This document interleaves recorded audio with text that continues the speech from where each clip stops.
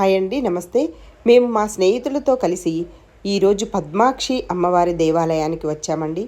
ఈ ఆలయం హన్మకొండలో 1000 స్తంభాల దేవాలయానికి అతి దగ్గరలో ఉంది.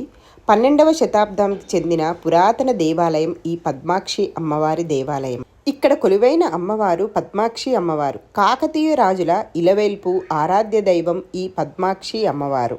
10వ శతాబ్దంలో ప్రతాపరుద్రుడు 1000 స్తంభాల ఆలయాన్ని నిర్మించకముందే పద్మాక్షి అమ్మవారి దేవాలయం నిర్మించి ఉందని చరిత్ర చెప్తుంది. ఈ ఆలయాన్ని క్రీస్తు శకం 1115లో నిర్మించారు. ఈ ఆలయాన్ని ఎత్తైన కొండ మీద ఒక గుట్టను తొలచి నిర్మించారు. అందుకే ఈ దేవాలయాన్ని పద్మాక్షి గుట్టగా పిలుస్తారు. పైకి వెళ్ళడానికి కొండనే మెట్లుగా మలిచారు. లోపల అన్నకొండ స్తంభం ఉంది. దీనిని జైన దేవతలకు అంకితం చేశారు అని చరిత్ర చెప్తుంది. ఎంతో అద్భుతమైన కొండ గృహల్లో ఈ దేవాలయం ఉంది. కలియుగ ఆరంభంలోనే వెలిసిన దేవాలయమని కొంతమంది అంటున్నారు. ఇక్కడ ఆదిమానవులు జీవించేవారని, తరువాత కాలంలో సిద్ధులు తపస్సు చేసేవారని చరిత్ర చెప్తుంది. కాకతీయ వంశానికి పేరు పెట్టింది ఈ పద్మాక్షి అమ్మవారేనని, అందుకే 9 తరాల కాకతీయ వారు ఈ అమ్మవారినే కొలిచేవారట.